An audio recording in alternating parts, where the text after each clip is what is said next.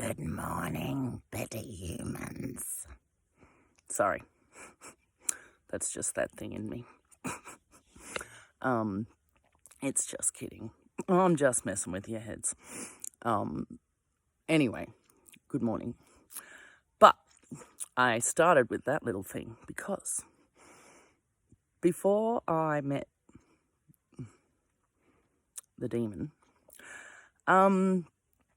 I was on this spiritual path, right? I'd had a quantum healing, hours. And I had all these visions of past lives, and talked to my higher selves, and then started meditating and met, I did the meditation just beforehand, but met spirit guides, 3 of them, and slowly their names kind of evolved into something very different from what they first said. Which was, I asked them what their name was, and it was like Peter, Anna, Graham. And I went, really? Just like that? Anyway, it's Pierre, Graham, and Harrisana. But I don't know about this now. See? I don't know. So I was on this, I did some ayahuasca, smoked some DMT with Aya on the beach, and there was this massive storm. That was trippy. So that was good. Next time I tried it, we were in the rainforest. I got munched by mozzies. Came down with Ross River not long after. So, and I see the mandalas you see the patterns in mandalas and everything. All the plants changed into these weird, trunky, organic things. It was quite amazing from a horticulturalist perspective watching I couldn't shut my eyes. The whole, all the plants just changed, and the sea looked like a moving painting, and there was moving mandalas all in the sand. Like, it was just amazing. But anyway, after the second time, it wasn't as full on, but I was just like, this isn't real. Like, it was nice to experience it, but I'm like, I'm just slipping off into somewhere else, but it wasn't actually helping me. And then we did the 2-night ayahuasca ceremony, which I thought released a lot of physical stuff without the mental, but I don't know now. I was seeing another lady that was a mentor who reckoned she could see all my visions, these things, aliens and shit. But then she's just trying to push me and pressure me into doing this course that was going to cost like a couple $100 a fortnight or a month. But I think I just started my own business, but I was just like, I don't want to do it. But she was saying, you're ready, And she was grooming me to study her channeled information from her spirit guide. And I was just like, she was getting me to do some sort of meditations and ask questions. I didn't tell her this, but one of them was that she should just be writing all of her teachings in a book and publishing it and letting people buy it for like $25-$30 instead of running a course for 6 months to 9 months or whatever that costs like $200-$400 on a regular basis. It just ties you in. But it was going to suck me into some kind of healing where you could go in mentally to someone's surgery while the doctor was doing his thing. You sew them with golden thread. Oh yeah, if you believe it, believe it. It wasn't my thing. And I've always been like that. I've searched a lot of different paths, and I just take the little bit that goes, and the rest I just go, no, that doesn't ring true. But anyway, I was doing tarot tables, and then I turned that into a spirituality, and I had my Mossman Magical community page where I was doing card readings. And I had a healing room set up where I was doing Reiki and crystals healing and sound healing, and I was trying to get into aromatherapy. I kind of thought that I was on the right path, as in I hadn't remembered anything. The counsellors had told me since I was in my early 20s that I might never remember, and I had to let go of trying to remember and the fact that it was frustrating me that I couldn't remember. My counsellor said, a really good one I had when I was in my early 20s, said that The memories don't matter. It's how the feelings and emotions affect your day-to-day life now. So I kind of went, yeah, okay, I can kind of deal with that. And by the time I got to like 46 and was starting on this healing thing for a couple of years, was meditating for hours, and going out somewhere, seeing weird shit that was it's not my imagination, but I don't know where it came from. I don't know where that came from. I can say, oh no, it was all me and I went somewhere, but I don't know. You can't be sure. So all I know is that what I went through with those experiences led to this point. Led to the point where I thought I'd fell in love with my soulmate after waiting 12 years after being with a narcissist that got me into speed.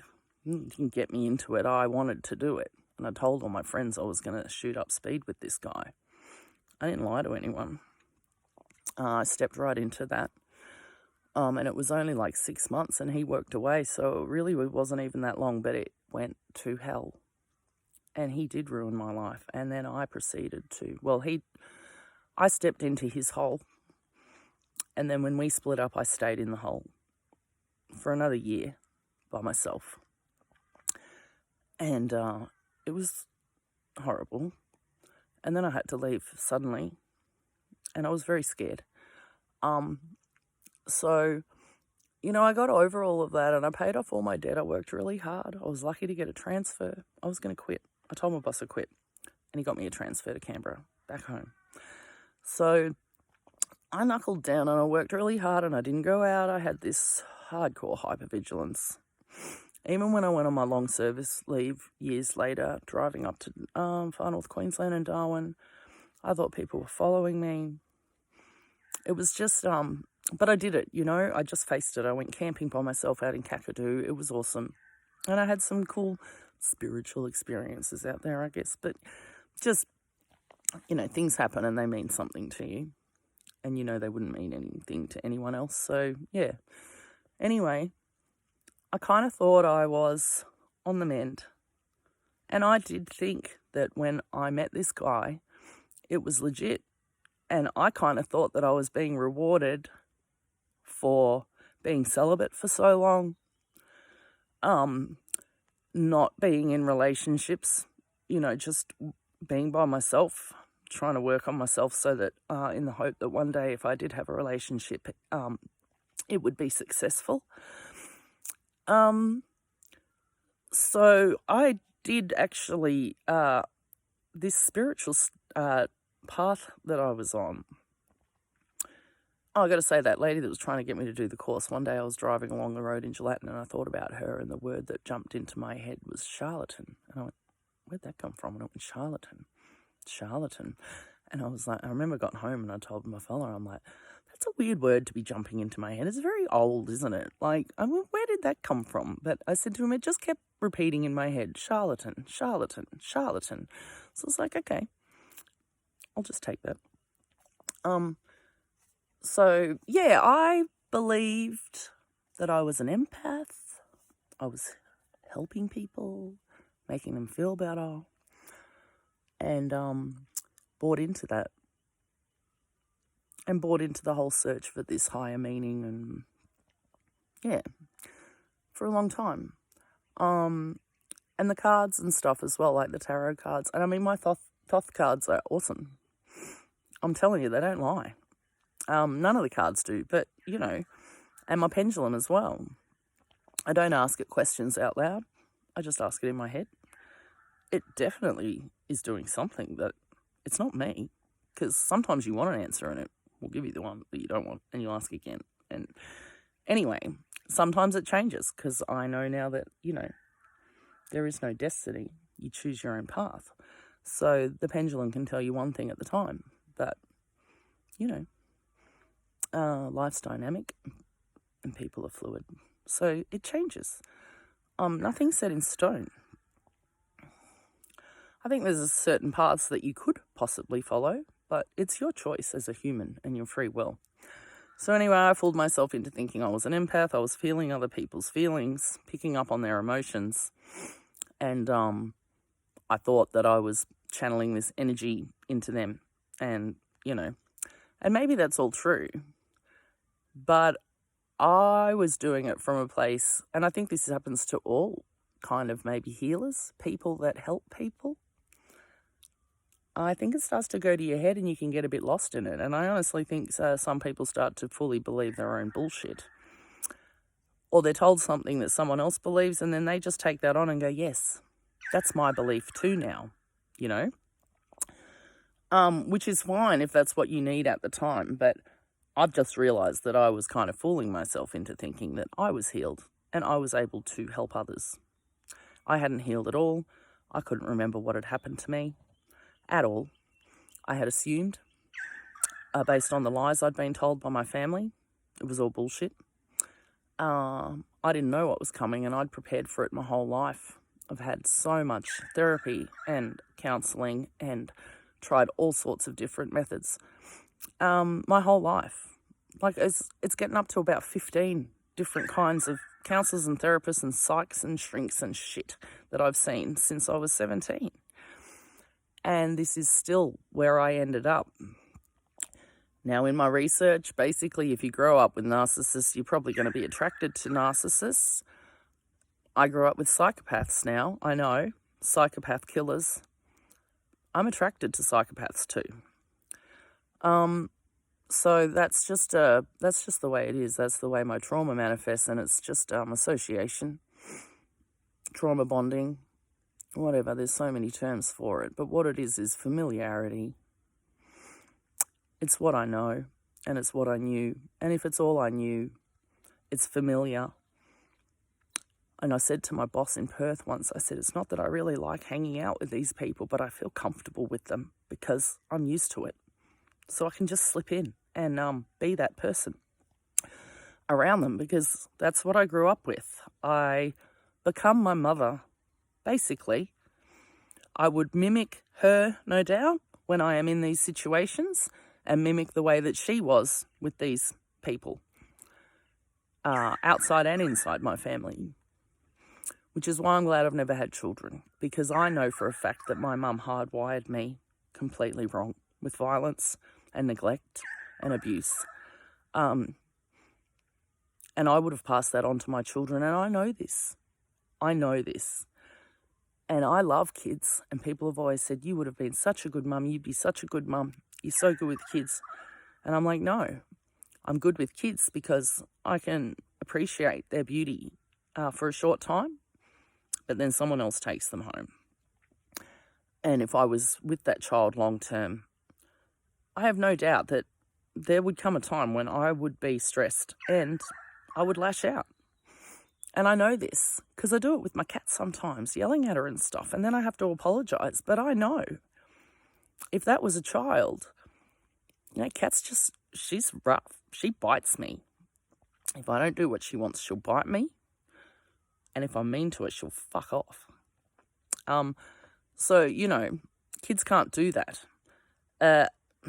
If you abuse a kid, it's got no way to defend itself and it internalizes. And this is what I think happens. Maybe when they say that you create a false self, I'm thinking that maybe there's like something that comes in to help you. So this is coming from a spiritual perspective, which I don't know. It's all changed for me now, the way I see things. I don't really believe in angels. I think there's just different levels of demons. Not demons. It's just the wrong word. There's stuff out there. It comes and goes. And it's all based on you. But I was lying in bed one night when things were starting to go bad. And I think we'd already decided that I was going to try and find a place. And we were at the river. No. So before that, it was probably about a week before that. And I don't know if you get this, but when you're falling asleep, you close your eyes, sometimes you get the flashy sort of shapes start forming. I get kind of like a browny black background, which is obviously, looking through your eyelids. But then I get these kind of goldy coloured, dark gold, blacky, but they fade in and out. And Sometimes it's just patterns, but usually when I'm just about to fall asleep, I'll get some little, I see faces a lot. When I first got here, it was literally like face after face, every second, talking. And just different faces like this. And that's all I'd see in front of my face. And they're all like they're saying something to me, but I can't hear them. And it would flash every second. Different face, different face. It drove me a bit insane for a few months. It's kind of eased now. But I was just about to fall asleep. I don't fall asleep easily. It takes me a long time. And I was seeing these sort of the colours, whatever, the goldy. Anyway, this vision, this thing forms in front of my face, and it's a demon's face with a big wide smile full of teeth, lots of wrinkles on the forehead, right? Because he's smiling and he's all wrinkly, tiny little hair, neck, and he's got bat ears, right? He's like a bat. He's got a vampire bat, little fucking one of those little pointy pig noses. Big evil eyes, but the teeth, man, like the mouth is so wide and it is just full of rows and rows and rows of razor sharp teeth.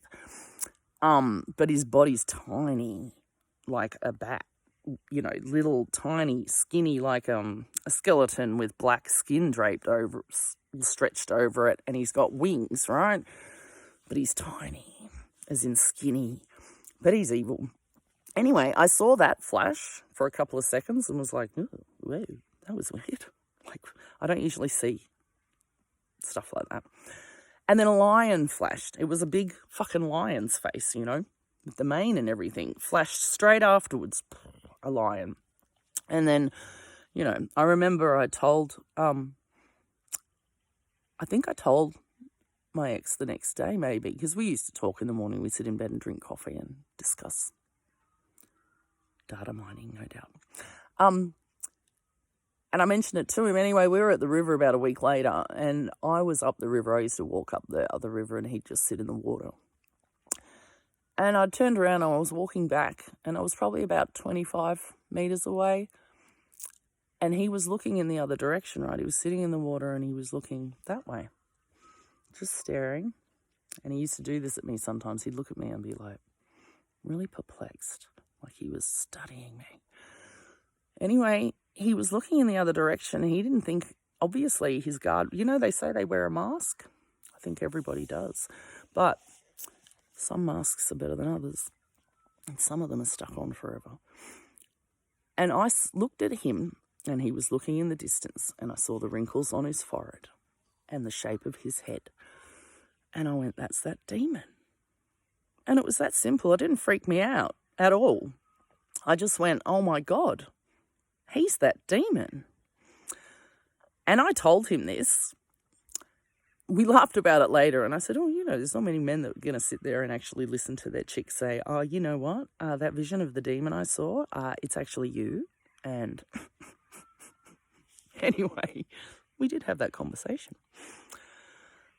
So now I'm at this point where I'm like, I feel like something's come into me, but I also feel like it might be something that was put in me when I was a kid. So I have remembered being involved in like a human sacrifice. And I think it might have been Christmas.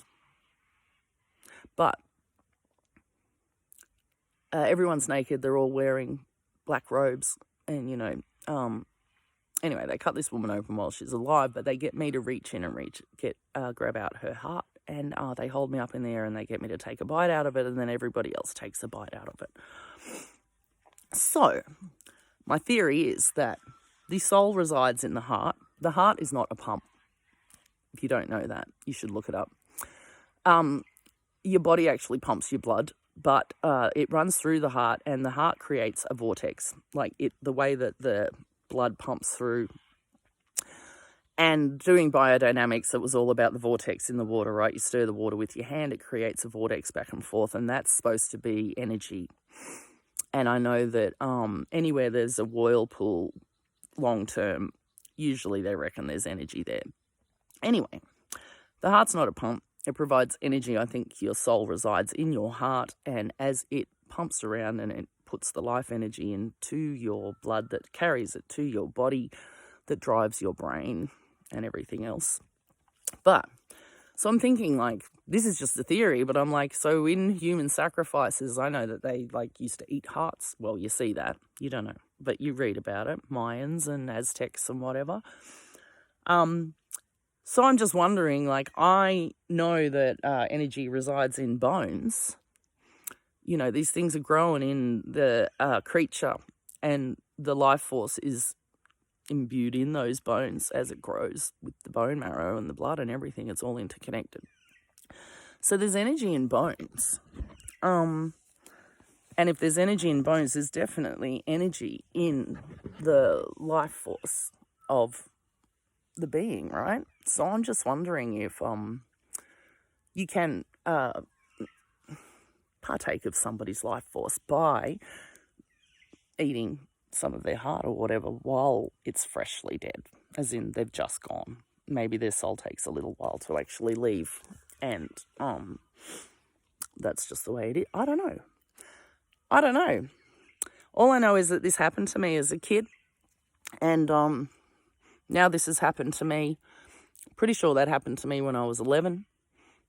This has all culminated when I was 47, which equals 11 if you're into numerology. I feel like I've been here before. I feel like I didn't come here by accident. I feel like I was kind of maybe programmed to come here. And for a while I was thinking that this whole thing was just a setup from everyone and that I was forced to come back here, which it still possibly could be. Anything's possible. Maybe they just knew that a narcissist would be the perfect way to ruin me and get me to leave, which it worked. And it did ruin me. And now I live like an animal in the bush with my cat. She's happy as. She's a fucking animal. She's in heaven.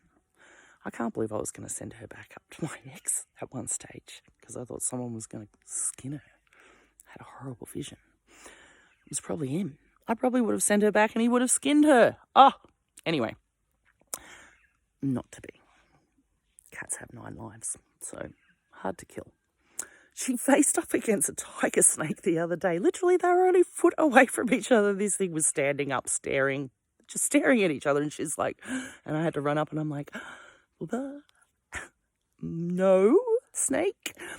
And then I kind of stood a couple of meters back and just watched it. I'd moved a log and it was underneath it. I'd just woken it up. It was very pretty. But it just sat there. We just stared at each other for a little while too. Then I was like, let's get the fuck out of here. So they're supposed to be really aggressive and very venomous, but didn't bite her.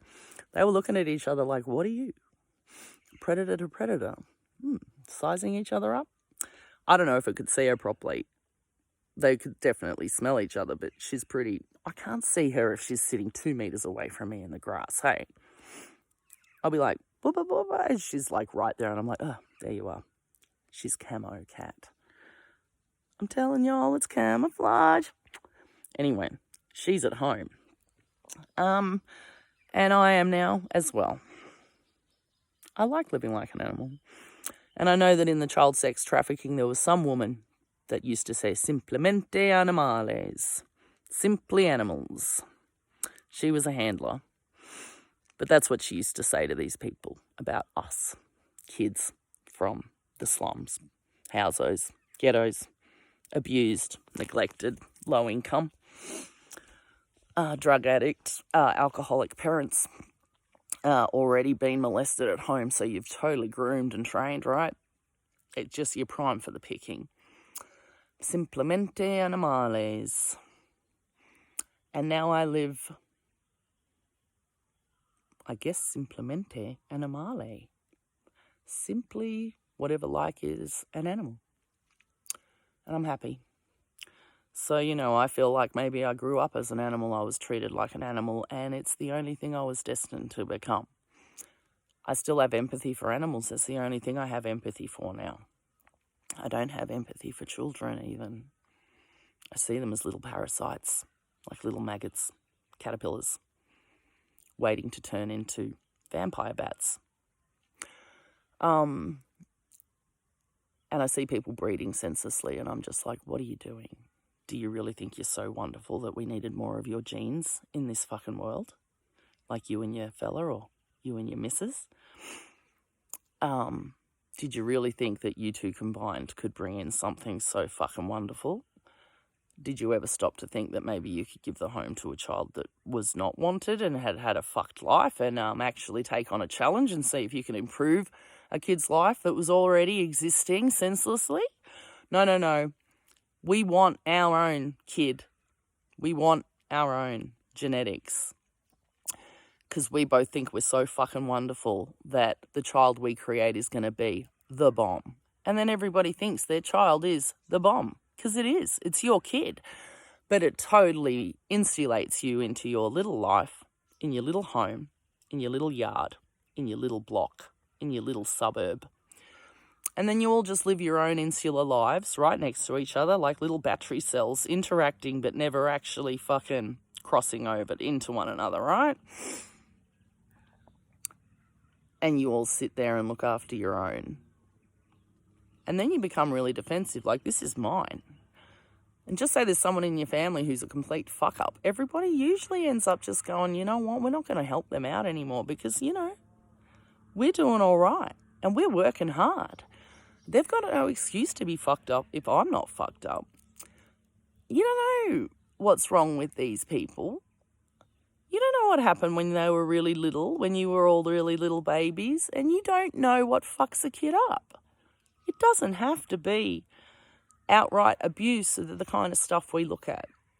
It can be minor, but if it's at a formative age. Hardwiring is like from when you're born to about 3, and then formative years of 4 to 6 or something. You can't undo that shit. You can't. You can't undo it. Hardwiring. You can't undo it. You can't treat it.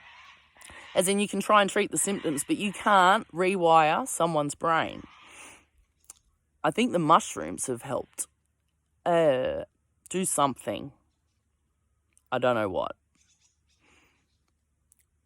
They separated me from my emotions, and they stopped me from feeling like I was my emotions.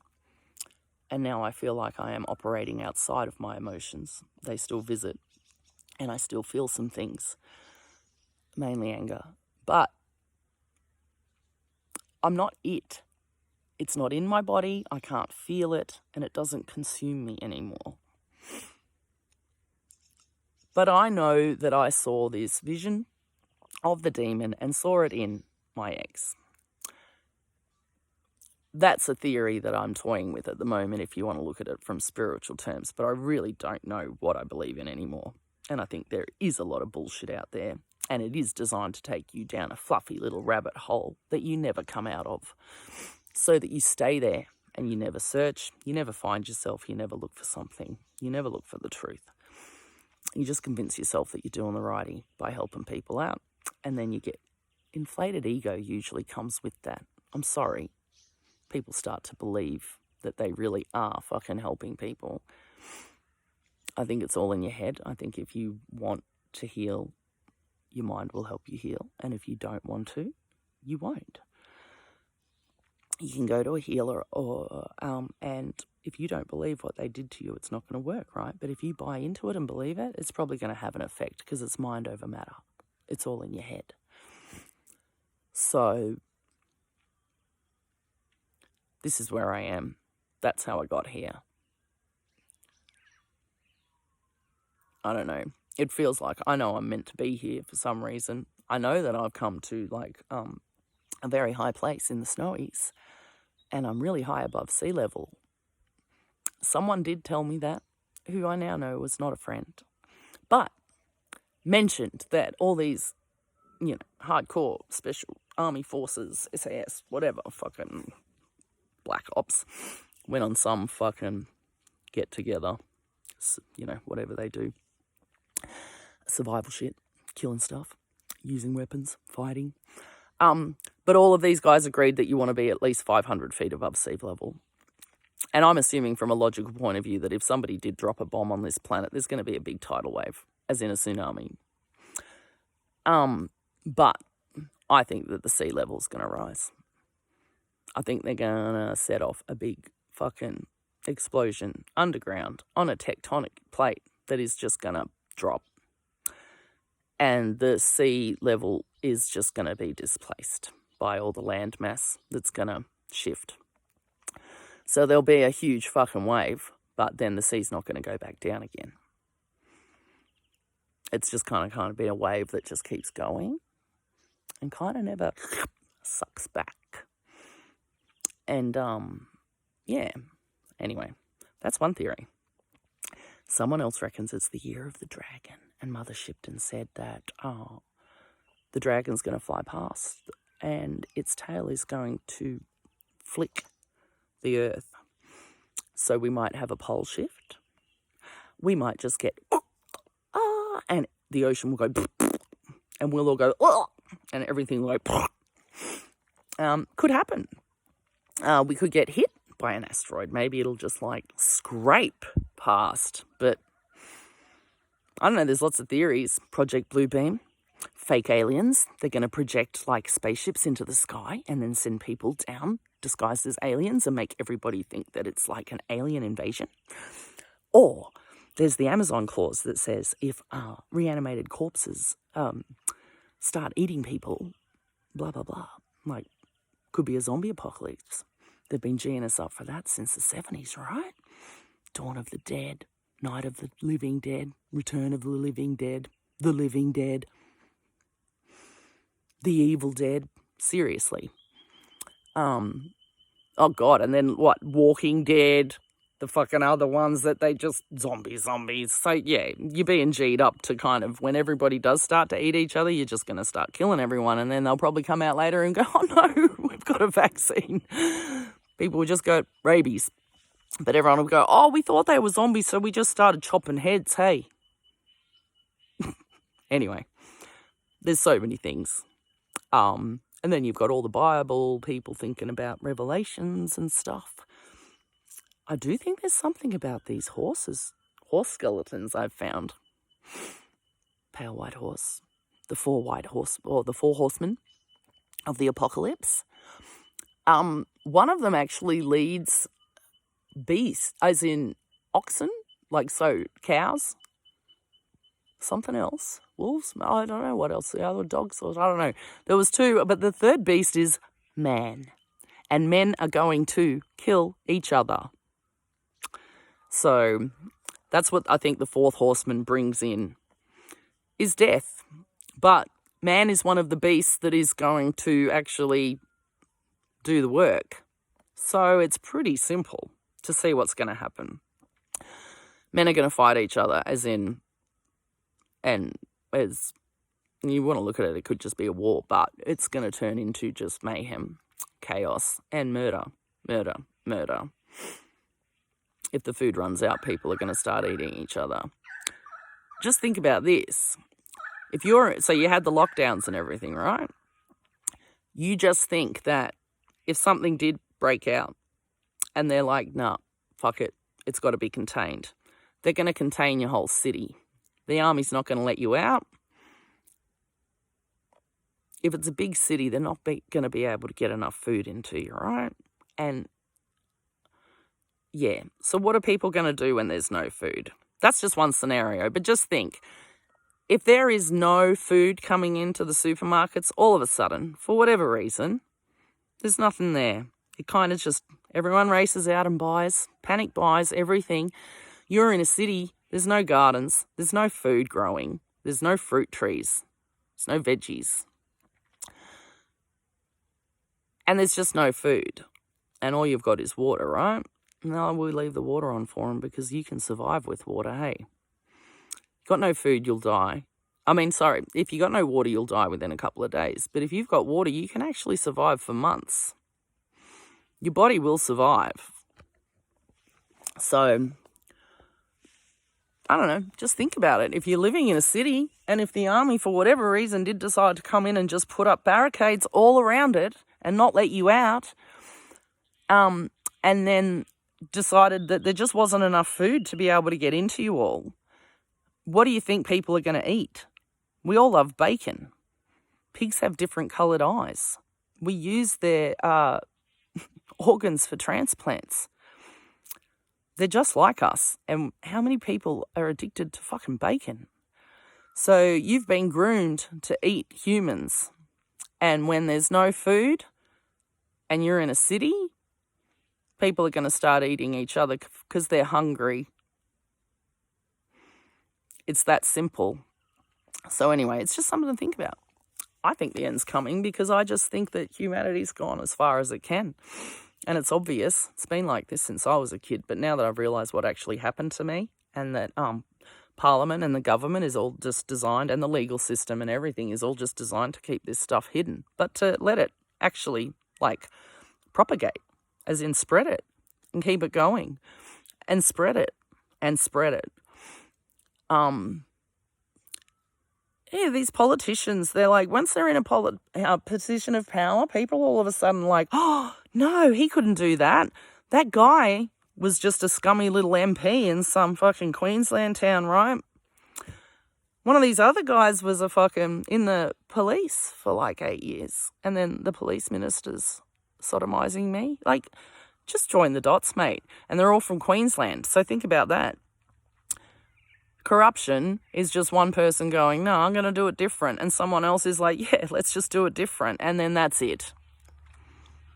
It's not like collusion or anything. It's one person has the balls to go, fuck it, I'm going to do it my own way. And then the people jump on board. And then they infiltrate. And they get their mates in. The next thing you know, Parliament's possibly crawling with pedos and has been for over a century. And that's literally why I went through what I did, because it's just normal. There's always disadvantaged kids that you can pick up and abuse and then either give them back or just knock them off, disappear them, whatever, eat them. I don't know what they do. These people are sick. Anyway, yeah, so that's my spiritual side of things. I don't know what's going on. I know that I saw a demon in my ex, for certain. And I just wonder whether these things can latch onto you if you are just such a negative person, or if these things do come in when you are a broken child, something just slips in there because you're so young and vulnerable that it goes, you know what, you need a friend because this isn't right. Life's hard here. You're not getting loved. And that's the false self maybe. Maybe the little kid goes, yeah, okay, you can take the driver's seat. And this thing's like, well, no, you'll still be driving. I'll just be directing. And that's it. So, yeah, it's a thing. Anyway, I'm thinking about it because of what I've been through with giving up my soul for the sake of ending humanity, and also giving up my body if something wanted to come into it. Because I was at rock bottom and I just don't want to live in this world with this kind of stuff going on anymore, and with people not making a difference or caring or turning a blind eye or whatever. I just don't want to. People are yucky, and they do bad things. And I like nature and stuff, but I'm kind of like, what's the point of being here, really? I mean, it's nice and all, but what's the point? I'd rather just rest. Seriously. I'd rather just die and be able to turn my soul off for a while and just rest. If there is a creator, let me sleep for a couple of millennia. I just want to sleep. I just want to break. So, I'm forced to be here, but this place is going down. Oh, here's the other thing. Okay, so if you really think that they're going to Mars, you're an idiot. They're going to put all the rich people up in space while they decimate the Earth, and then all the rich people that think that they're going to come back when it's all cleaned up and all the vermin are gone, because we're going to kill each other for them, right? So they're all going to zip up there and say, we're going to Mars. No, dickhead, they're just going to float around up there until they think that this place is fucking good enough to come back.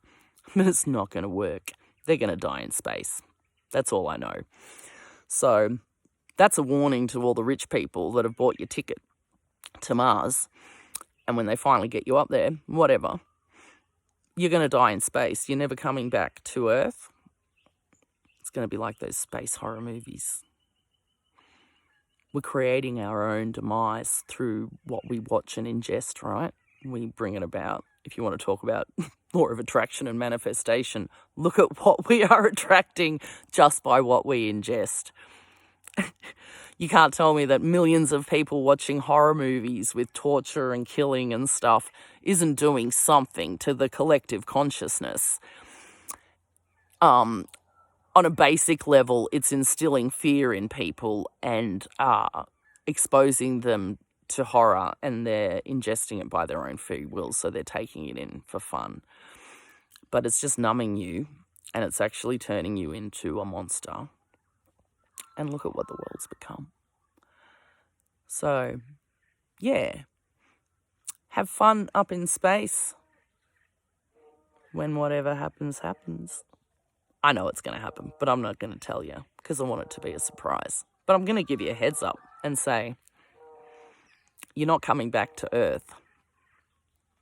All those spaceys that think they're going to come back to the Garden of Eden with all the plebs disappeared and start a new slave race. Nah. You're going to die in space. So, spend your money on your ticket, go up there, whatever. I saw the long line of lights floating past this morning. I'm assuming that's fucking Elon's shit, right? Anyway. Have fun in space, rich people. You might all just end up eating each other on the spaceships. You'd be like sardines stuck in a can. Hungry. So something to think about. Demons, entities, souls, false self, true self. Whether you can sell your soul or give it away. Whether there is stuff out there that can take control. My cat's been seeing stuff floating around me again, and that happened in Perth when I was on meth and everything was really bad. My cats used to see things. They're like, and you'd be like, what? What are you looking at? And they're like, she's doing it again. She's been doing it for about a month. Probably since Christmas. Probably since this change came over me. So, anyway, I'm just musing about the demons and whether, some things can kind of jump into us and drive us. Maybe we're all just being driven by something and our souls aren't actually our own at all. Maybe we are just avatars and anything can jump in and out at any time because we are just little robots doing our thing. Animated, but not really alive. Does that make sense? Living but not living.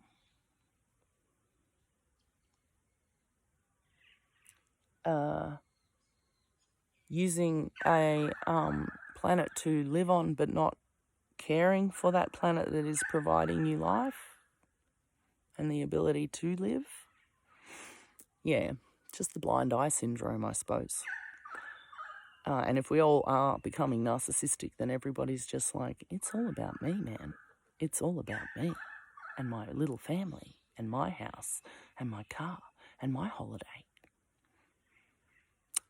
So, yeah. Anyway, I don't know. It was just something I was thinking about. Something for everyone to think about, I guess. I'm not buying into any of the religious stuff anymore either, I was indoctrinated as a Catholic, and the shit they plant in you, like watching The Exorcist and believing it when you're a kid, because you've been programmed to believe in angels and demons and hell and this wrathful God and shit.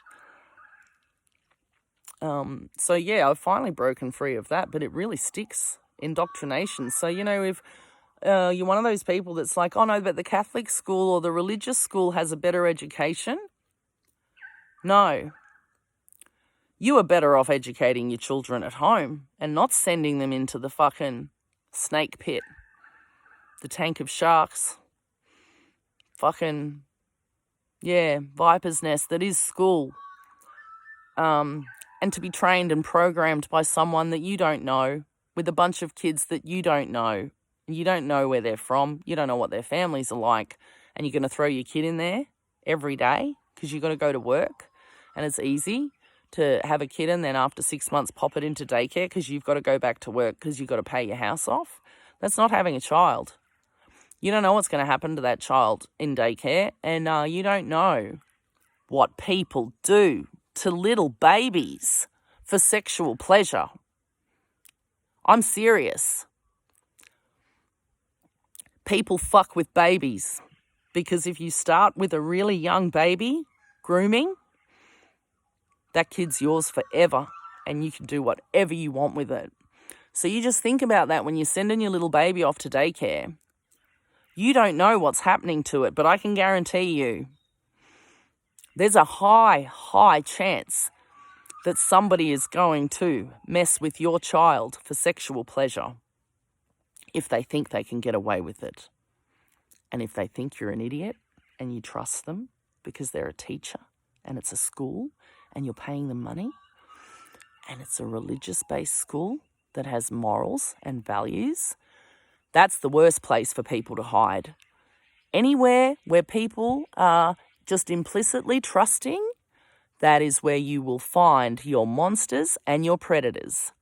In any situation where you have to blindly trust someone, that is where you will find the worst people hiding. So remember that. And remember this, when most pedos are busted, everyone is like, we couldn't believe it. We never, ever thought that somebody like that.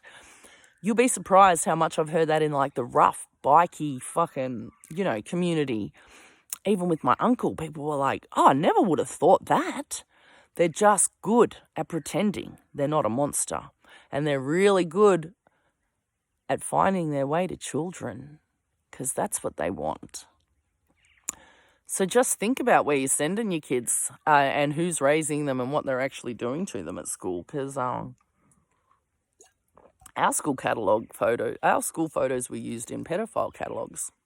They pick out the vulnerable kids that are ready to go, whack them in a catalogue. Some sicko says, yeah, I want that one with the piggy tails and the big smile. And they'd have a price list for what you want to do. And I'm assuming that it gets up to a level where it's like you can kill them. Yeah, probably just depends on how much money you have and what your tastes are for torture. And planning ahead, because they're sitting in Canberra Parliament. They know when they're going to be there.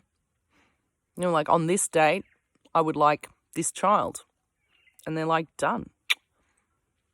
Out to Duntroon Jetty, jump on a police boat, over to Government House, visiting dignitaries.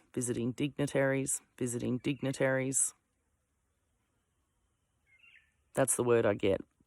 And when I looked up Government House, it's where all the visiting dignitaries stay.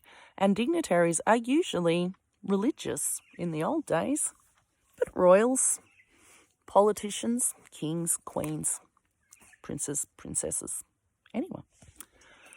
All of the visiting dignitaries stay at Government House in Canberra. And any of them that have a taste for anything, they can get it. Trust me, they can get it.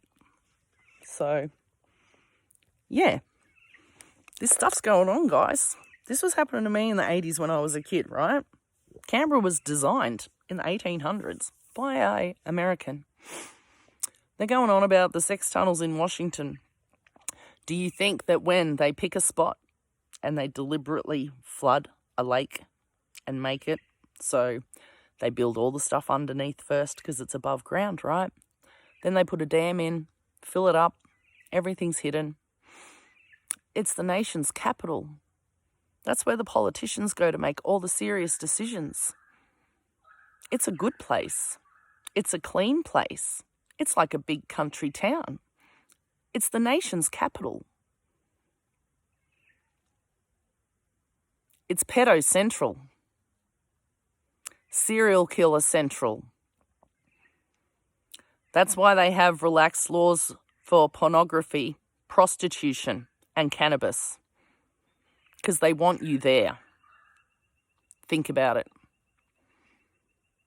Think about it. This stuff just doesn't, it's planned. Long con. These sickos plan it for the long con. It's no different if you're religious or if your family's been doing the same fucking job for years and you pass it on. You want your kids to do that. Pedos and monsters and stuff, they're no different. They want to pass it on so they don't feel like they're doing something wrong. So they hang out with other people that do the same thing and then they pass it on to their children. So the children carry it on because they honestly think that what they're doing is okay. Because other people agree with them and there's groups of them that do it. So you're not alone. It's okay. Someone else is doing it. It's not just me that's sick. Supply and demand. Yeah, let's do it. Supply and demand. There's a demand. I was supplied. Same as in the narcissistic relationship. There was a demand. I was a supply. It's the same with most people. And I'll admit it, we all need someone sometime to do something or help us out. And we do use people. But it's different when you're actually just using someone up. As in, you just literally want to suck out everything they have. Yeah, supply and demand. I'm really trying hard not to be anyone's supply at the moment. It's difficult, trust me. But being alone is essential. So there's one way. People can't suck you dry if they're not around you. And if you're not talking to them and if you're not in touch with them, they can't ask you for anything. And I don't have to say no. And I've had to do the same thing. I've had to do this on my own and not ask people for anything. It's been really hard because I've spent my whole life reaching out to people for help, even in stupid little moments, just thinking I couldn't handle it or thinking it'll be easier if I have somebody else there with me to share it. That's not fair. Putting my shit onto them for starters, sucking their energy, taking something from them under the pretense of friendship. So just stay alone, stay by myself, stay away from everybody. No contact does work when you need time out. It's not the end of the world. Seriously, some people fall out and fucking become friends again after years. Some people move to the other side of the world and they never see their family again just because they live so far away. I don't know, we're all so attached to each other. It just seems really needy and really energy vampire-y. I think we're all just sucking each other dry because we're so miserable and empty inside. I think we are all narcissists and we just spend our lives sucking each other's energy to try and live because we're so fucking miserable and life's so pointless and boring. So we drink and smoke and party and do fun things, get hobbies, fill in the time, make it worthwhile, try and convince ourselves that we're living on this wonderful, beautiful place and everything's so magnificent. Always remember there's a perfect balance. So for all the beauty that you see, isn't that beautiful? There's just as much horror underneath. So stop fooling yourself.